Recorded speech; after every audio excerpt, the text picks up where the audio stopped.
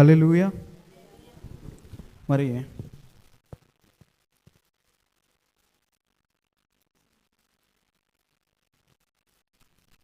దేవుని మన మహిమ కలుగును గాక. మరి మన వాక్య సందేశానికి వెళ్దామండి. యోహాను సువార్త 7వ అధ్యాయము 38, 39 వచనాలు ఒకసారి చదువుతారా?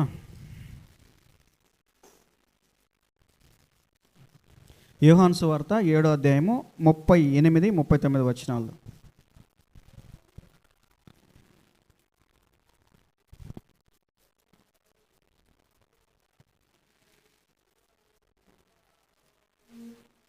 స్పీడ్గా 39, 38 వచనాలు చదవండి. 38, 39 వచనాలు. 7వ అధ్యాయం యోహాను సువార్త. నా యందు విశ్వాసం ఉంచువాడెవడో లేఖనము చెప్పినట్టు వాని కడుపులో నుండి జీవజల నదులు పారునని బిగ్గరగా చెప్పెను. తన యందు విశ్వాసం ఉంచువారు పొందబోవు ఆత్మను గూర్చి ఆయన ఈ మాట చెప్పెను. యేసు ఇంకనూ మహిమపరచబడలేదు గనుక ఆత్మ ఇంకనూ అనుగ్రహింపబడి ఉండలేదు. చూడండి, మీకు అర్థమైందా ఈ వాక్యం? అర్థమైందా? చదివి ఊరికే అట్లా మైండ్ వదిలేసి గాలిలో ఉన్నారా? ఇప్పుడు మీరు చదివిన వాక్యాన్ని ఒక్కసారి అర్థం చేసుకోవడానికి ప్రయత్నం చేయండి. ఏమంటున్నాడు ఆయన? నా యందు విశ్వాసం ఉంచు వానికి ఏమేస్తాడంట? వాని కడుపులో నుండి జీవజల నదులు పారును. ఎవరైతే ఆయన యందు విశ్వాసం ఉంచి ఆయన యందు నమ్మకం ఉంచి ఉంటారో వాళ్ళ కడుపులో నుంచి జీవజల నదులు పారును. ఇది అర్థం కాదు ఎవరికి. జల నదులు పారడం ఏంది? కడుపులో నుంచి జీవజల నదులు పారడం ఏంటి అని ఆలోచిస్తారేమో అని ఆయన కింద వెంటనే వివరించాడు ఈ విషయాన్ని గురించి. ఏమని వివరించాడంటే, తన యందు విశ్వాసం ఉంచి వారు పొందబోవు ఆత్మను గూర్చి ఆయన ఈ మాట చెప్పాను అని రాశారు. మనకు అర్థం కాదేమో. నదులంటే ఏంది, సముద్రాలంటే ఏంది, నీరంటే ఏంది, కాలువలంటే ఏందో అర్థం కాదేమో అని చెప్పేసి కింద రాశాడు. ఏమని రాశాడు? ఆయన ఆత్మను అనుగ్రహిస్తాను అని రాశాడు. ఎవరికి? ఆయన యందు విశ్వాసం ఉంచు వారికి. ఈ ఆత్మ ఏంటి? అనుగ్రహించబడడం ఏంటి? ఇదంతా అసలు? ఈ ఆత్మ అవసరత ఏముంది అసలు? ఈ ఆత్మ ఉపయోగం ఏంటి? ఈ ఆత్మ చేసే కార్యాలేంటి? ఈ ఆత్మను ఎందుకు ఆయన యందు విశ్వాసం ఉంచి ఉన్నటువంటి వాళ్ళు పొందుకోవాలి? వాళ్ళకి ఈ ఆత్మను పొందుకోవడం వల్ల వచ్చే ఉపయోగం ఏంటి అనేవే కదా మనకు కావాల్సింది. మరి ఈరోజు ఈ వాక్య సందేశం ద్వారా ఈ నీళ్ళేంటి, ఈ నదులేంటి, ఈ ఆత్మ ఏంటి, ఎందుకు ఇది అవసరం మనకి అనేటటువంటి విషయాల్ని మనము బైబిల్ గ్రంథంలో నుంచి చూద్దాము.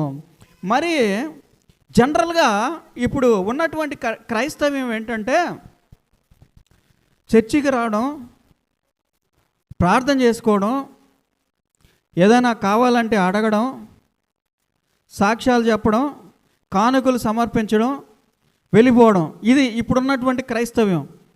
అయితే ఈ క్రైస్తవ్యంలో పెంతుకోస్తు అనేటటువంటి ఒక విభాగం ఉంది. తెలుసా మీకు? తెలీదా? పెంతుకోస్తు అనేటటువంటి ఒక విభాగం ఉంది. అయితే ఈ పెంతుకోస్తు అనేటటువంటి ఈ విభాగంలో ఉండేటటువంటి సంఘాల వారు ఎక్స్ట్రాగా ఇంకొక సమయాన్ని యాడ్ చేస్తారు. ఆ సమయం ఏంటంటే, ఆత్మ వచ్చి మాట్లాడడం. ఏంటది? ఆత్మ వచ్చి మాట్లాడడం.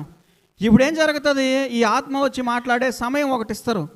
పాటలు అయిపోయిన తర్వాత, లేకపోతే ప్రార్థనకు ముందో, లేకపోతే సాక్ష్యాలకు ముందో, లేకపోతే ఆరాధన సమయంలోనో, ఆ సమయంలో ఎవరికి బట్టినటువంటి వాళ్ళు వాళ్ళకున్నటువంటి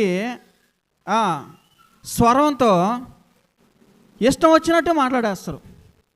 అంటే ఇష్టం వచ్చినట్టు అంటే దేవుడికి ఇష్టం వచ్చినట్ట, లేకపోతే వాళ్ళకి ఇష్టం వచ్చినట్టు మాట్లాడుతున్నారు అనేది నిజంగా మనకు తెలియదు. ఎందుకంటే హృదయాన్ని తెలిసినటువంటి వాడు దేవుడు తప్ప మరొకడు ఎవ్వడు కూడా లేడు. కాబట్టి మనం వాళ్ళని దూషించి తప్పుబట్టి మీకు ఆత్మ లేడు అని చెప్పలేము, లేదా వాళ్ళు యాక్టింగ్ చేస్తున్నారు అని మనం చెప్పలేము, చెప్పకూడదు. అలాగే ఒకవేళ నిజంగా దేవుడు వాళ్ళతో మాట్లాడుతున్నాడేమో కూడా మనము గ్రహించలేము, తెలియదు మనకి. అది చెప్పాల్సింది ఎవరు? దేవుడు మాత్రమే. కాబట్టి ఈ సమయంలో వాళ్ళు ఏం చేస్తారంటే అన్ని భాషల్లో మాట్లాడడం. ఏం భాషల్లో మాట్లాడడం? అన్ని భాషల్లో మాట్లాడడం, అలాగే ప్రవచించడం అనేటటువంటి విషయాలు చేస్తూ ఉంటారు. అసలు ఎందుకు చేస్తున్నారు వీళ్ళు ఇలాగా అని కనుక మనం ఆలోచించినట్లయితే మా సంఘాల్లో లేదే ఇది. వీళ్ళు ఎందుకు ఇలా అన్ని భాషల్లో మాట్లాడుతున్నారు? ఒకరు మాట్లాడితే ఇంకొకడు సైలెంట్గా ఉంటే వాళ్ళు ఆత్మ లేదనుకుంటారేమోనని పక్కన ఉండేవాడు మాట్లాడడానికి ప్రయత్నం చేయడం. వాళ్ళందరూ మాట్లాడుతున్నారు, నేను సైలెంట్గా ఉంటే నేను మంచిదాన్ని కాదు అనుకుంటారేమో సంఘంలో ఉండేవాళ్ళని మిగతా వాళ్ళు మాట్లాడడము. ఇలా సంఘం అంతా కూడా రకరకాలుగా నోటికి మనకు అర్థం కానటువంటి భాషలో మాట్లాడేటటువంటి విషయాలను మనము గమనిస్తాం ఆ సంఘాల్లో. అయితే ఇదంతా నిజమా కాదా అనేటటువంటి ప్రశ్న మనం వేసుకుంటే సమాధానం రాదు. దేవుడు చెప్పాల్సినటువంటి విషయం అది. కాబట్టి వాళ్ళకే వదిలేస్తున్నాం ఆ ప్రశ్నని. మరి అసలు వీళ్ళు ఎందుకు ఇలా చేస్తున్నారయ్యా అంటే వాళ్ళు ఈ వాక్యాన్ని చదివారు. ఏ వాక్యాన్ని చదివారు? ఇప్పుడు మనం చదివాం కదా, యోహాను సువార్త 7వ అధ్యాయము 38, 39 వచనాలని చదివారు. వాళ్ళు చదివి వాళ్ళకి ఏం అర్థమైందంటే చర్చికి రావడం మాత్రమే కాదు కానీ చర్చికి రావడం మాత్రమే కాదు కానీ చర్చికి వచ్చినటువంటి ప్రతి ఒక్కరూ దేవుని యొక్క ఆత్మను పొందుకోవాలి అనేటటువంటి విషయం వాళ్ళకి అర్థమైంది. ఏమర్థమైంది? దేవుని యొక్క ఆత్మ మనలో నివసించాలి అని యేసు ప్రభు వారే స్వయంగా చెప్పారు అని వాళ్ళకి అర్థమైంది. కాబట్టి ఇప్పుడు ఆ ఆత్మ సైలెంట్గా ఉండడు కదా, ఏదో ఒకటి మాట్లాడాలి కదా. అందుకని మన ద్వారా మాట్లాడాలి ఖచ్చితంగా అని వాళ్ళు చెప్పాలి, నమ్మతారు. కాబట్టి ఎవరైనా కనుక మాట్లాడలేదు అంటే ఈ వ్యక్తిలో దేవుని యొక్క ఆత్మ లేదు కాబట్టి ఈ వ్యక్తి సైలెంట్గా ఉన్నారు అని పక్కన వాళ్ళు అనుకుంటారేమో అనే ఉద్దేశంతో వాళ్ళు ఈ కార్యక్రమాన్ని చేస్తూ ఉంటారు. మరి కొంతమంది అయితే ఇలా మాట్లాడినటువంటి ప్రవచనాలు జరిగినాయి అని చెప్పిన సాక్ష్యాలు విన్నాను. కొంతమంది అయితే ఇలా మాట్లాడారు జరగలేదు అని చెప్పినటువంటి సాక్ష్యాలు కూడా నేను విన్నాను. అర్థమైందా మీకు? అర్థమైతే గట్టిగా స్తోత్రం చెప్పండి, హల్లెలూయా. మరి యేసు ప్రభు ఏం చెప్తున్నాడంటే నా యందు నమ్మకం ఉంచినటువంటి వాని యందు నేను నా ఆత్మను, ఎవరి ఆత్మను? దేవుని ఆత్మను లేదా ఆత్మను ఉంచుతాను అని చెప్తున్నాడు. మరి నిజంగా ఆత్మ మన యందు గనక ఉంటే, ఎవరుంటే? ఆయన చెప్పేటటువంటి ఆత్మ మన యందు గనక ఉంటే ఎలాంటి కార్యములు జరుగుతాయి, ఎలా ఉంటారు ఆ మనిషి అనేటటువంటి విషయాన్ని మనము తెలుసుకోవాలా లేదా? తెలుసుకోవాలి. తెలుసుకుంటేనే మనకి ఒరిజినల్ ఏది డూప్లికేట్ ఏదైనా తెలుస్తుంది, అవునా కదా? మరి నిజంగా దేవుని యొక్క ఆత్మ ఉందా? అది మొదటగా ఎలా భూమి మీదకి వచ్చింది?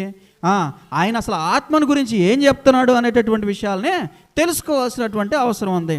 అయితే మొదటగా ప్రభు అయినటువంటి యేసుక్రీస్తు వారు ఏం చెప్పారయ్యా అంటే ఇప్పుడైతే మీకు ఈ ఆత్మ రాదు అన్నాడు. ఎప్పుడు? అక్కడ మాట్లాడేటప్పుడు. ఎక్కడ మాట్లాడేటప్పుడు?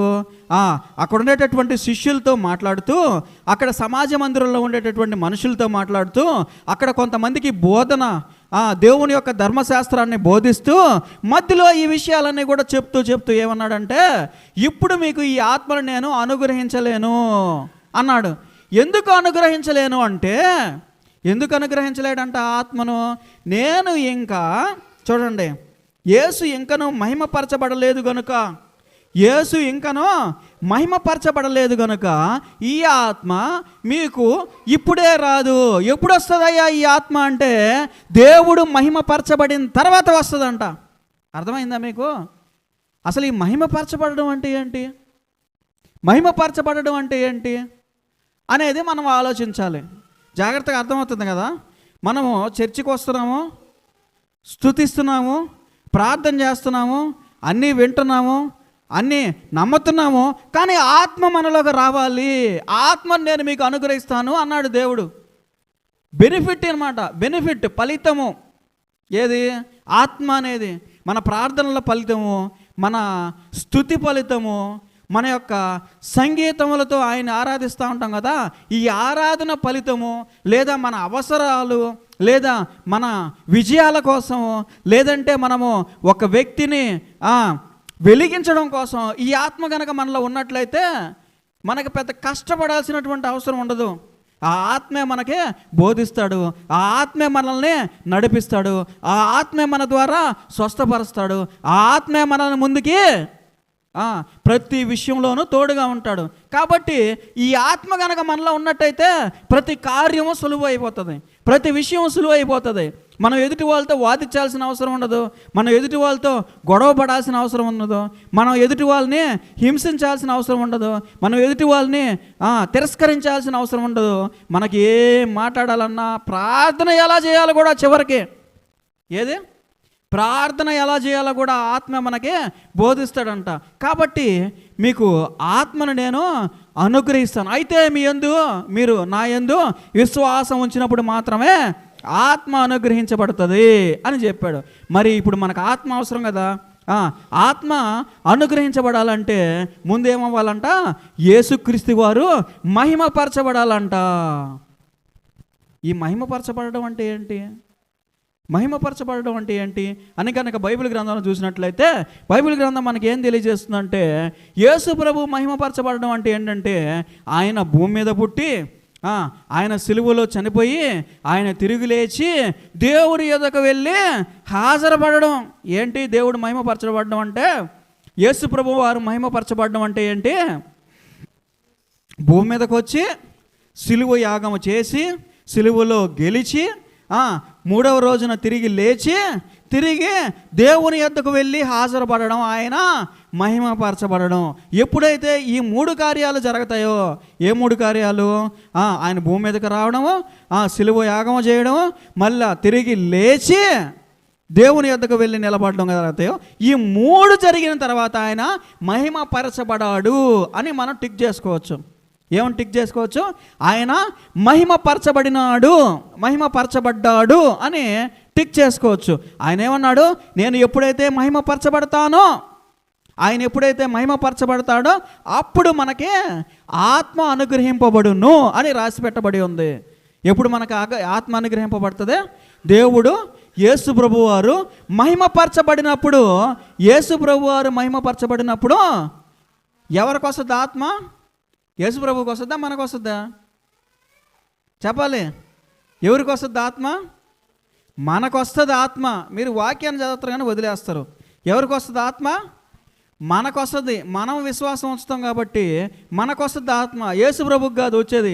యేసు ప్రభు ఆల్రెడీ కార్యాలు చేస్తున్నాడు, ఆత్మ అనుగ్రహించబడింది ఆయనకి, ఆయన ఆత్మ ద్వారా నడిపించబడుతున్నాడు, ఆత్మలో జీవిస్తున్నాడు, ఆత్మలో నివసిస్తున్నాడు, ఆత్మ ద్వారా ప్రతి కార్యాన్ని ఆయన జరిగిస్తూ ఉన్నాడు. ఆయనకు ఆల్రెడీ ఆత్మ ఉంది. మనల్లో నివసించాలి అంటే అట్లా వచ్చి వెళ్ళిపోవడం కాదు. మనలో ఆత్మ నివసించాలి అంటే యేసు ప్రభు వారు మహిమపరచబడాలి అని రాయబడి ఉన్నది.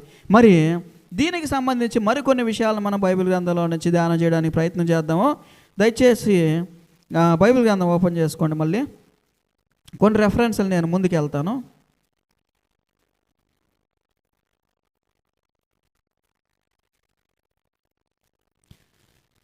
యోహాను సువార్త 3వ అధ్యాయము 34 వచ్చిన ఒకసారి చూస్తారా?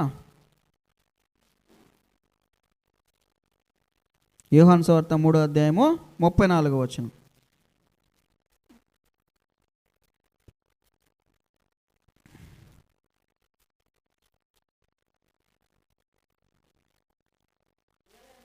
ఏలయనగా దేవుడు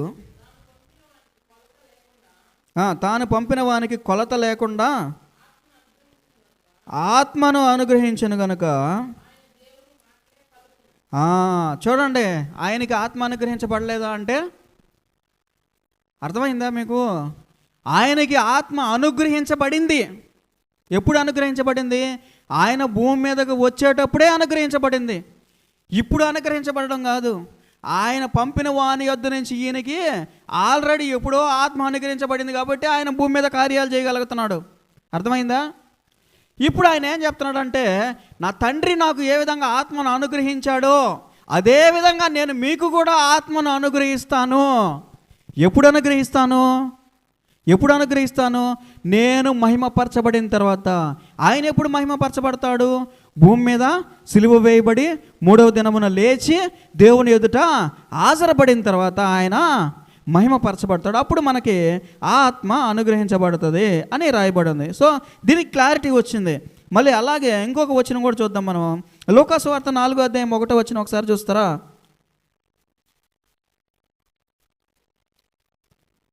4:1 యేసు పరిశుద్ధాత్మ పూర్ణుడై, చూడండి ఏం పూర్ణుడై ఉన్నాడు? ఆయన పరిశుద్ధాత్మ పూర్ణుడై ఉన్నాడు. ఆయన కార్యాలు చేసేటప్పుడు ఆయనతో పాటు ఎవరు ఉంటున్నారు? పరిశుద్ధాత్మ దేవుడు ఉంటున్నాడు. ఆత్మదేవుడు ఆయనతో ఉంటున్నాడు. ఆయన ప్రతి కార్యాన్ని ఆత్మదేవుని ద్వారా, అనుగ్రహించబడినటువంటి ఆత్మ ద్వారా జరిగిస్తూ ఉన్నాడని రాయబడి ఉంది. అలాగే యోహాను సువార్త 14వ అధ్యాయం 7వ వచనం చూడండి. యోహాను సువార్త 14వ అధ్యాయము 17వ వచనం. 14వ అధ్యాయం 17వ వచనం. లోకము ఆయనను చూడదు, ఆయనను ఎరుగదు, కనుక ఆయనను పొందనేరదు. మీరు ఆయనను ఎరుగుదురు, ఆయన మీతో కూడా నివసించును, మీలో ఉండును, మిమ్మును అనాథులుగా విడువను, మీ యొద్దకు వత్తును.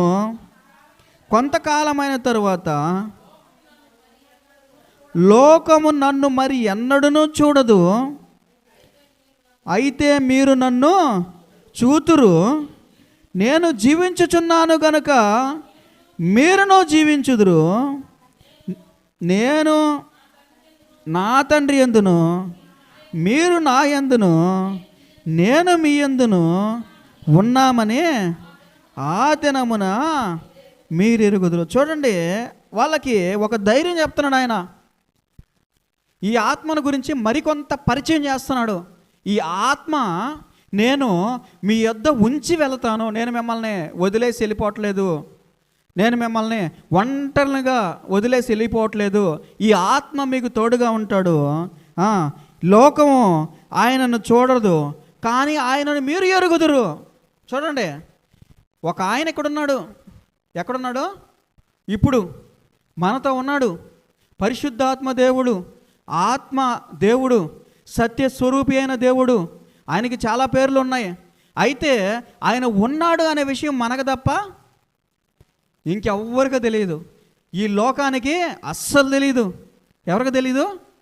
ఈ లోకానికి అస్సలు తెలియదు. ఒక ఆయన మనతో ఉన్నాడు అని మనకు మాత్రమే తెలుసు. ఎవరికి తెలుసు? మనకు మాత్రమే తెలుసు. ఆయన మనతో నడుస్తున్నాడని, మనతో మాట్లాడుతున్నాడని, మన ప్రార్థనలు వింటున్నాడని, మనకు సమాధానం చెప్తున్నాడని, మనతో పాటు ఉంటున్నాడని, మనతో పాటు జీవిస్తున్నాడని మనకు మాత్రమే తెలుసంట. ఈ లోకంలో, ఈ ప్రపంచంలో ఉండేటటువంటి వాళ్ళకి ఎవ్వరికి తెలియదంట. ఆయన ఈ సమయంలో, ఏ సమయంలో? యేసు ప్రభు వారు పైకి వెళ్ళిపోయాడు కదా, మళ్ళీ తిరిగి మన దగ్గరకు వచ్చే సమయానికి అప్పటి వరకు కూడా మనకు ఆయన తోడుగా ఉంటాడు అని ఇక్కడ చాలా క్లియర్గా చెప్తూ ఉన్నాడు. ఈయన ఎప్పుడు వచ్చాడయ్యా అసలు భూమి మీదకి అంటే, యేసు ప్రభు వారు ఎప్పుడైతే ఆరోహణమై పైకి వెళ్ళిపోయాడో, ఎక్కడికి వెళ్ళిపోయాడో? పైకి వెళ్ళిపోయాడో, అప్పుడు ఆయన నేను మీ యొద్దకు ఆదరణకర్త అయినటువంటి దేవుని పంపిస్తున్నాను అని చెప్పి వెళ్ళాడు. ఆయన వచ్చాడా నిజంగా అంటే వచ్చాడు. ఎప్పుడు వచ్చాడయ్యా అంటే పెంతుకోస్తు దినము నాడు, పెంతుకోస్తు పండగ నాడు ఆయన ఆత్మ బలముగా వచ్చి అక్కడున్నటువంటి శిష్యులందరి మీదకి దిగి, ఎక్కడున్నటువంటి శిష్యులందరూ, అక్కడ ప్రార్థిస్తున్నటువంటి శిష్యులందరి మీదకి దిగి వాళ్ళు ఆయా భాషలలో మాట్లాడి, సెలబ్రేషన్ అంటారు కదా. సెలబ్రేషన్ అంటే ఏంటి? సెలబ్రేషన్ అంటే ఏంటి? చూడండి, బైబిల్ గ్రంథాన్ని మనము కామన్ సెన్స్తో ఆలోచించాలి. సెలబ్రేషన్ అంటే ఏంటి? ఇప్పుడు ఒక మందిరం ఓపెనింగ్ జరుగుతుంది, లేదా ఒక గృహం ఓపెనింగ్ జరుగుతుంది, లేదా ఒక పెద్ద ప్రాజెక్ట్ ఓపెనింగ్ జరుగుతుంది. ఎలా ఉంటుంది? ఎలా ఉంటుంది? సెలబ్రేషన్ ఉండదా? మందిరం ఓపెన్ జరిగేటప్పుడు డమ్ములు, డప్పులు, తాళాలు, మేళాలు, ఆ టైపు ఉంటుంది. అలాగే ఏదైనా గృహం ఓపెనింగు ఎక్కడెక్కడ జనాలందరూ వచ్చి అక్కడ ఉంటారు. అలాగే ఒక పెద్ద ప్రాజెక్ట్ ఓపెన్ చేస్తున్నారు, ఒక పెద్ద పథకం ఓపెన్ చేస్తున్నారు, బటన్ నొక్కేదానికి రెడీగా ఉంటారు ఒకరు, తీసుకునే వాళ్ళు టీవీల దగ్గర రెడీగా ఉంటారు.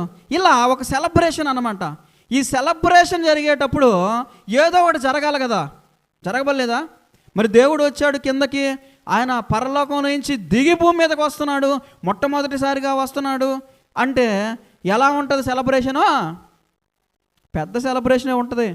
అప్పుడు కూడా పెద్ద సెలబ్రేషనే జరిగింది.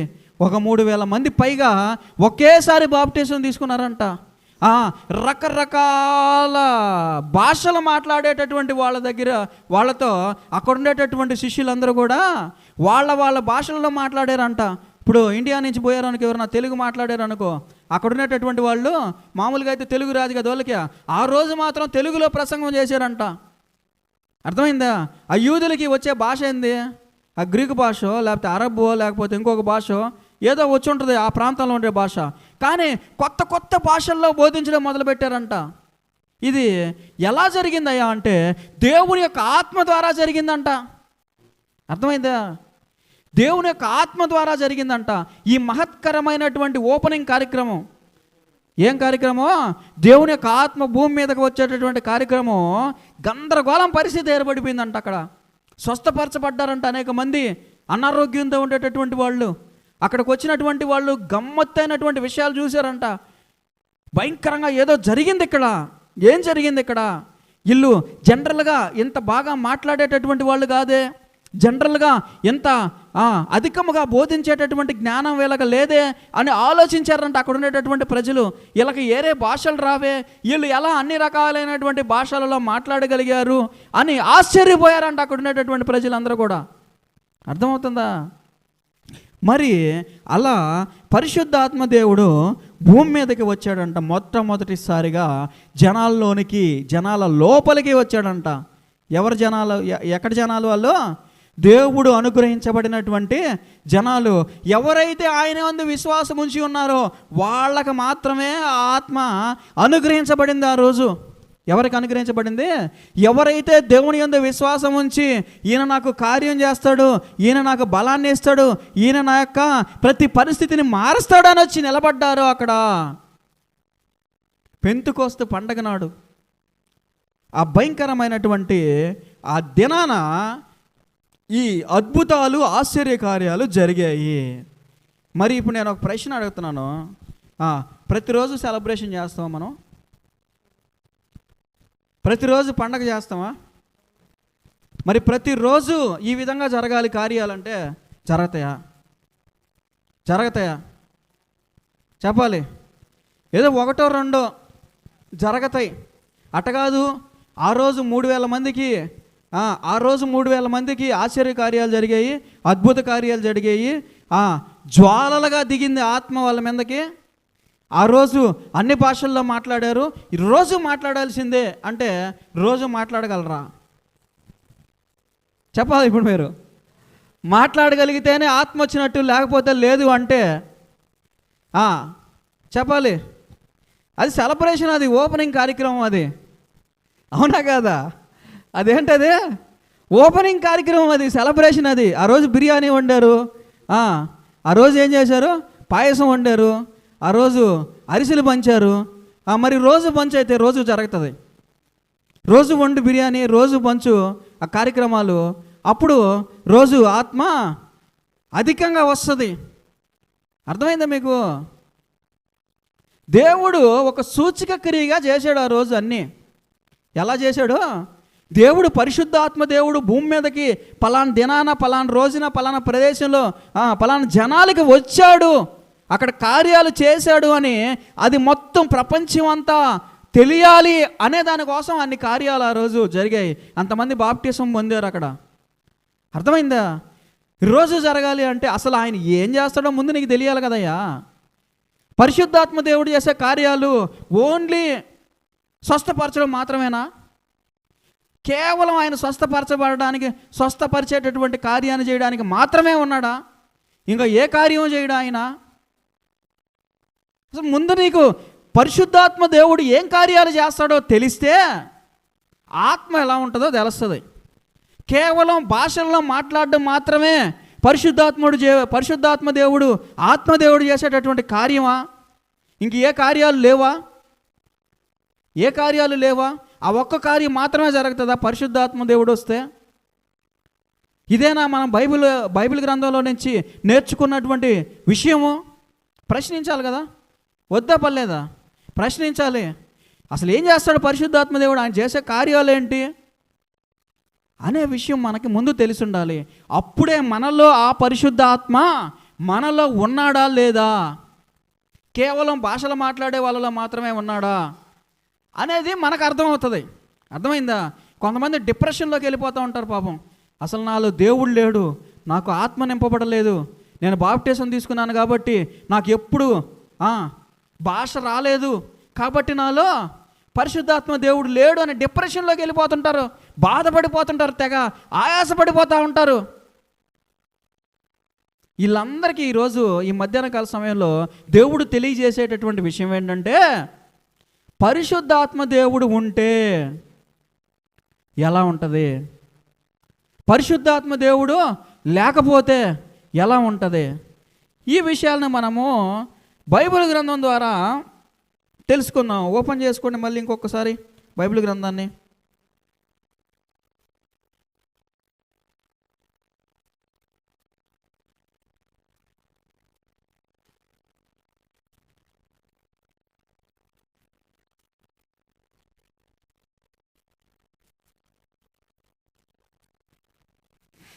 మరి పరిశుద్ధాత్మ దేవుడు చేసేటటువంటి కార్యాలు ఏంటి అంటే చాలా ఉన్నాయి. వాటిల్లో మొట్టమొదటిగా మనం కనుక చూసినట్లయితే యోహాను సువార్త 3వ అధ్యాయము 5 నుంచి 6వ వచనం ఒకసారి చూస్తారా? 3వ అధ్యాయము 5, 6 వచనాలు.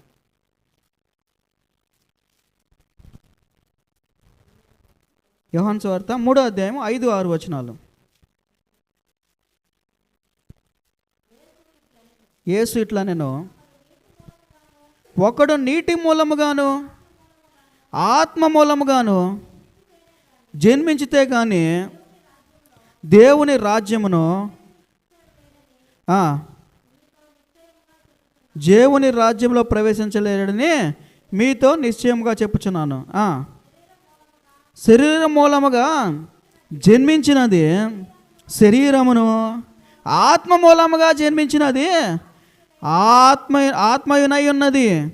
మీరు కొత్తగా జన్మింపవలనని నేను మీతో చెప్పినందుకు ఆశ్చర్యపడవద్దు. చూడండి, అసలు ఫస్ట్ పాయింట్ ఏంటంటే, పరిశుద్ధాత్మ దేవుని కార్యాలు మనం చూడాలంటే ఎలా ఉండాలంటే ఆత్మ ద్వారా జన్మించినటువంటి వాళ్ళమై ఉంటాం. అట్లా ఉంటేనే మనకు కనిపిస్తాయి. హల్లెలూయా. ఎలా ఉంటే కనిపిస్తాయి మనకే? ఆత్మ ద్వారా జన్మించినటువంటి వాళ్ళం అయితేనే మనం చూడగలం. కంటితో చూసే కార్యాలు కాదవి. ఫస్ట్ అదే తేల్చేశాడు దేవుడు. మీరు పరిశుద్ధాత్మ దేవుని కార్యాలు ఇక్కడ ఉన్నాయా లేవా, ఈ చర్చిలో జరుగుతున్నాయా, ఆ చర్చిలో జరుగుతున్నాయా, ఇంకో చర్చిలో జరుగుతున్నాయా, లేకపోతే టీవీలో జరుగుతున్నాయా, మీకు తెలియాలంటే అవి కంటితో చూసే కార్యాలు కాదవి. నువ్వు కంటితో చూసి జరగలేదని ఎలా చెప్పగలవు? చెప్పలేము. నీ ఆత్మతో చూసి, అది కూడా నీలో దేవుని యొక్క ఆత్మ ఉంటేనే ఆయన ఏదో కనపడతాయి, లేదా కనపడవు అంటున్నాడు ఆయన. మరి ఇంకొక రెఫరెన్స్కి వెళ్ళి చూద్దాం. మరి ఇంకొక రెఫరెన్స్ కనుక చూసినట్లయితే యోహాను సువార్త 16:8 చూస్తారా ఫాస్ట్గా? 16వ అధ్యాయం 8వ వచనం. ఆయన వచ్చి పాపమును గూర్చియు నీతిని గూర్చియు తీర్పును గూర్చియు లోకమును ఒప్పుకొన చేయను. చూడండి, ఏం చేస్తాడంట పరిశుద్ధాత్మ దేవుడు? ఏం చేస్తాడంట? పాపమును గూర్చియు నీతిని గూర్చియు, పాపమును గూర్చియు నీతిని గూర్చియు. నువ్వు చేసేటటువంటిది పాపమురా నాయనా అని మనసులో ఒక వేదన స్టార్ట్ అవుతుంది. ఏం స్టార్ట్ అవుతుంది?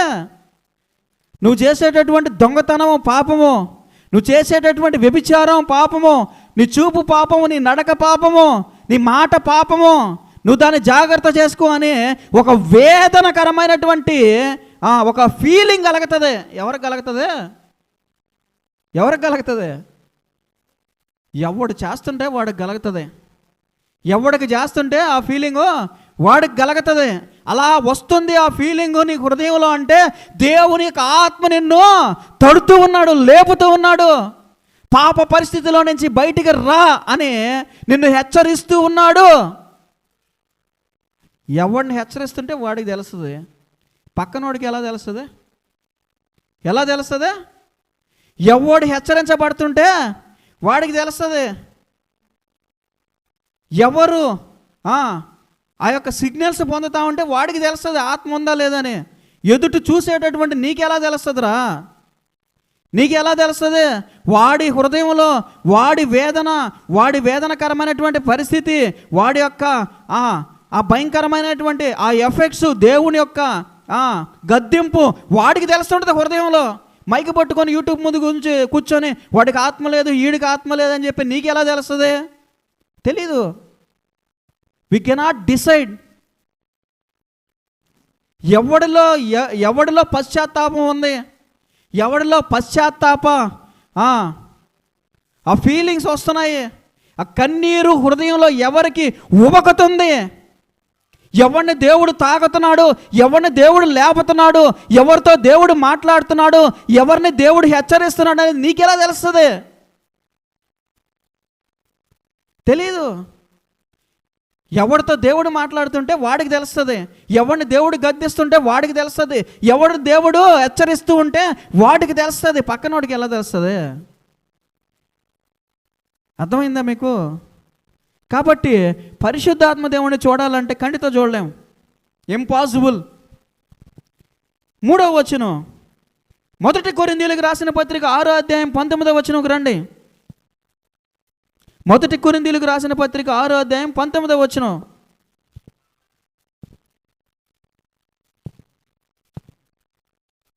స్పీడ్గా 6:19. మీ దేహము దేవుని వలన మీకు అనుగ్రహింపబడి మీలో ఉన్న పరిశుద్ధాత్మకు ఆలయమై ఉన్నది. మీరు ఎరుగురా? మీరు మీ సొత్తు కారు, విలువ పెట్టి కొనబడిన వారు కనుక మీ దేహముతో దేవుని మహిమపరచండి. చూడండి, మన దేహం ఎవరిదంట? దేవుని యొక్క ఆలయం అంటది. ఎక్కడ నివసిస్తాడంట ఆయన? దేహంలో నివసిస్తాడు ఆయన. మన దేహంలో నివసిస్తాడు. ఆత్మదేవుడు ఎక్కడ నివసిస్తాడు? మన దేహంలో నివసిస్తాడు. ఆయన చేసే కార్యాలు ఎవరికి తెలుస్తాయి? మన మనసుకు తెలుస్తాయి, మన ఆత్మకు తెలుస్తాయి. అలాగే ఇంకొక రెఫరెన్స్కి వెళ్దాం. యోహాను సువార్త 14:26 చూసారా? యోహాను సువార్త 14:26. ఆదరణకర్త అనగా తండ్రి నా నామమున పంపబోవు పరిశుద్ధాత్మ మీకు బోధించి నేను మీతో చెప్పిన సంగతులన్నిటినీ మీకు జ్ఞాపకము చేయును.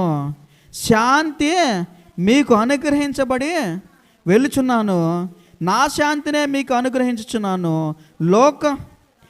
లోకం ఇచ్చినట్టుగా నేను మీకు అనుగ్రహించట్లేదు. మీ హృదయమును కలవరపడనీయకుడి, వెరవనీయకుడి. నేను వెళ్ళి మీ యొద్దకు వచ్చేదనని మీతో చెప్పిన మాట మీరు వింటిరి కదా. తండ్రి నాకంటే, చూడండి ఇక్కడ ఏం చెప్తున్నాడంటే ఆదరణకర్తను అనుగ్రహిస్తాను. మన ఆలోచన, మనం చేసేటటువంటి ఆలోచన, మనం తీసుకునేటటువంటి నిర్ణయం ఒక్కోసారి మనకే ఇది ఎలా నేను చేయగలిగాను, ఇది ఎలా నేను చేయగలిగాను, నాకు ఎలా తెలిసింది ఇలా మాట్లాడాలని, నాకు ఎలా తెలిసింది ఇలా చేయాలని, నాకు ఎలా తెలిసింది ఇలా సర్దపెట్టాలని, నాకు ఎలా తెలిసింది ఇలాంటి ప్రమాదకరమైనటువంటి పరిస్థితి నాకు వస్తుంది తప్పించుకోవాలని. ఇలాంటి ఆలోచనలు కనుక మీకు వచ్చినట్లయితే ఇప్పుడు నేను చెప్పాను కదా, ఇలాంటి ఆలోచనలు కనుక వచ్చినట్లయితే పరిశుద్ధాత్మ దేవుడు మిమ్మల్ని మంచి వైపు నడిపిస్తున్నాడు. గట్టిగా స్తోత్రం చెప్పండి, హల్లెలూయా.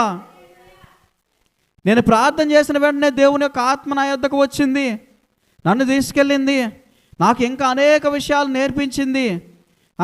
ఎలా ప్రార్థన చేయాలో నాకు వచ్చేది కాదు, ఇప్పుడైతే చేయగలుగుతున్నాను.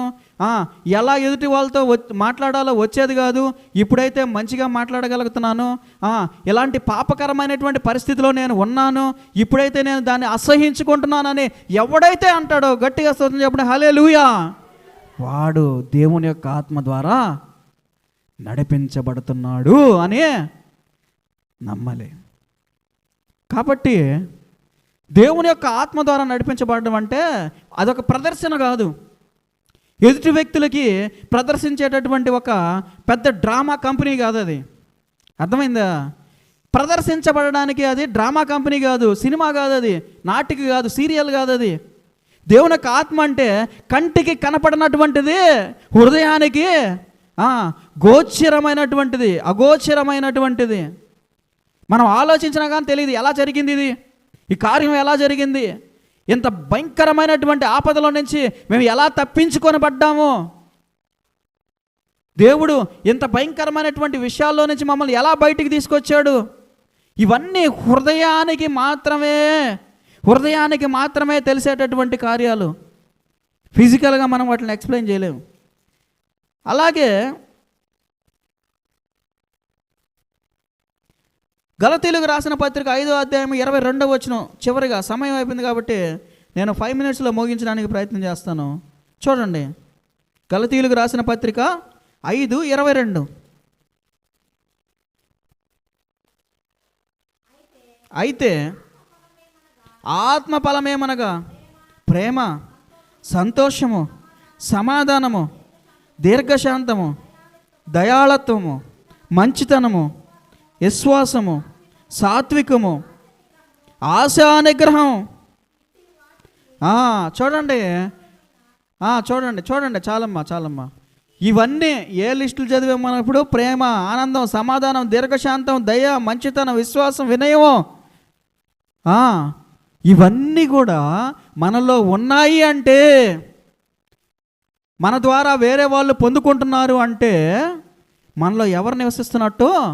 దేవుని యొక్క ఆత్మ నివసిస్తున్నాడు అని మనము నమ్మాలి. కాబట్టి సమయం అయిపోయింది కాబట్టి నేను ముగింపులోకి తీసుకొస్తున్నాను. ప్రభు అయినటువంటి యేసుక్రీస్తు వారు మహిమపరచబడిన తర్వాత పరిశుద్ధాత్మ దేవుడు ఆయన యందు విశ్వాసం ఉంచినటువంటి ప్రతి ఒక్కరికి కూడా అనుగ్రహించబడ్డాడు. ఆ విశ్వాసాన్ని నిలబెట్టుకొని ఎవరైతే నివసిస్తూ ఉంటారో వాళ్ళ యందు దేవుని యొక్క ఆత్మ, యేసు ప్రభు వారు అనుగ్రహించినటువంటి ఆత్మ మనందరిలో కూడా, ఆ విశ్వాసం ఉంచినటువంటి మనందరిలో కూడా నివసిస్తాడు అని బైబిల్ గ్రంథం తెలియజేస్తుంది. కాబట్టి యేసు ప్రభు వారు మహిమపరచబడ్డాడు. ఆయన ఏ విధంగా జీవించాడో మనము కూడా ఆ విధంగా జీవించి, ఆ విధంగా నివసించి, ఆయన యొక్క మార్గములలో గనక నడిచినట్లయితే, ఆయన యందు గనక విశ్వాసం ఉంచినట్లయితే దేవుడు ఎలాంటి కార్యాలు చేశాడో అలాంటి కార్యాలు మనం కూడా చేయడానికి అవకాశం ఉంది అని బైబిల్ గ్రంథం తెలియజేస్తుంది. కాబట్టి ఈ వాక్యాన్ని దేవుడు దీవించి మహిమపరచును గాక. ఆమేన్, హల్లెలూయా. మరి చివరి ప్రార్థన చేసుకుని తల వంచినట్లయితే సమయం అయిపోయింది కనుక మరి 5 నిమిషాల్లో క్లోజ్ చేసుకుందాం. మహాపరిశుద్ధుడు, సర్వోన్నతుడు, శక్తివంతుడు, బలవంతుడైన దేవా, నీకు వందనములు, స్తోత్రములయ్యా. ఈ మధ్యాహ్న కాల సమయంలో ప్రభువా, ఇదిగో నాయన మీరు మహిమపరచబడిన తర్వాత మాకు అనుగ్రహించేటటువంటి ఆత్మను నాయన మేము పొందుకున్నట్లుగా నా దేవా మా జీవితములను మీకు అర్పించుకొని మీ యందు విశ్వాసం ఉంచినట్లు సహాయం దయచేయమని ప్రార్థిస్తున్నానయ్యా. ఇదిగో నాయన మా యొక్క శరీరములన్నీ కూడా నాయన ఇదిగో మీ యొక్క ఆలయములై ఉన్నాయి ప్రభువా. ఇదిగో నాయన వాటిని మేము కాపాడుకొనొచ్చు నా దేవా. ఇదిగో ఆత్మను గ్రహించి, ఇదిగో ఆత్మ విషయంలో ధన్యులమై నా దేవా వాటిని నాయన మేము పాటించుటకు సహాయం దయచేయమని ప్రార్థిస్తున్నామయ్యా. పరిశుద్ధాత్మ దేవుని నాయన మేము నాయన నిందించేటటువంటి వారము కాకుండా, అవమానపరిచేటటువంటి వారము కాకుండా, ఇదిగో నాయన ఆ పాపముల నుంచి విడుదల పొంది శాపముల నుంచి తప్పించుకొని నా దేవా మీరు అనుగ్రహించేటటువంటి ఆత్మను మేము నిలబెట్టుకునేందుకు సహాయం దయచేయమని ప్రార్థిస్తున్నానయ్యా. కూడి వచ్చినటువంటి ప్రతి బిడ్డను వారి కుటుంబములకును నాయన ఇదిగో వారి బంధుమిత్రులందరినీ బట్టి నాయన ఈ మధ్యాహ్న కాల సమయంలో ప్రార్థిస్తున్నానయ్యా. ఇదిగో మీరు తెలియనటువంటి వారు ఉంటే ప్రభువా, మీరు పరిచయం చేయబడినట్లుగా నా దేవా, మీ వాక్యము వినయ మారినట్లుగా నా దేవా, మీ వాక్యము ద్వారా నివసించినట్లుగా, మీ వాక్యం ద్వారా నడిచినట్లుగా సహాయం దయచేయమని ప్రార్థిస్తున్నాను ప్రభా. అనారోగ్యంతో ఉన్న ప్రతి బిడ్డను బట్టి ప్రార్థిస్తున్నా, మీరు ముట్టి తాకి సంపూర్ణ స్వస్థపరచండి ప్రభా. ఆత్మ ద్వారా ముందుకు నడిచేటటువంటి వారముగా, ఆత్మ ద్వారా విజయాన్ని సాధించేటటువంటి వారముగా, ఆత్మ ద్వారా నాయన సంతోషాన్ని, సమాధానమును, ప్రేమను, విశ్వాసమును, ఇదిగో సమానత్వమును పొందుకునేటటువంటి వారముగా ఉన్నటకు సహాయం దయచేయమని ప్రార్థిస్తూ నజరేయుడైనటువంటి యేసు పరిశుద్ధ నామములో అడిగి వేడుకుంటున్నాను నా ప్రియ పరలోకపు తండ్రి, ఆమేన్. పరలోకమందున్న మా తండ్రి, నీ నామం పరిశుద్ధపరచబడిన గాక, మీ రాజ్యం వచ్చును గాక, మీ చిత్తం పరలోకమంది అలాగో అలాగే భూమిని అంతటా నెరవేరును గాక. మాకు కావాల్సిన అందిన ఆత్మీయ ఆహారం మాకు దయచేయండి. మరణస్తులు మేము క్షమించిన ప్రకారం మరణములు మీరు క్షమించండి. మమ్మ శోధనలోకి తేకనైనా కీనుడి తప్పించండి. ఎందుకంటే రాజ్యము, బలము, మహిమ, శక్తి సర్వం నిరంతరం మీరే ఉన్నారు దేవా, ఆమేన్. మన తండ్రి అయిన దేవుని నుండి ఆయన కుమారుడైన యేసుక్రీస్తు వారి కృప, పరిశుద్ధాత్మ దేవుని సహవాసం కూడి వచ్చినటువంటి ప్రతి బిడ్డకును, వారి కుటుంబములకు, సార్వత్రిక సంఘానికి ఆయన రాకడ పర్యంతరం వరకు తోడై చివరి వరకు నిలిచి ఉండును గాక, ఆమేన్.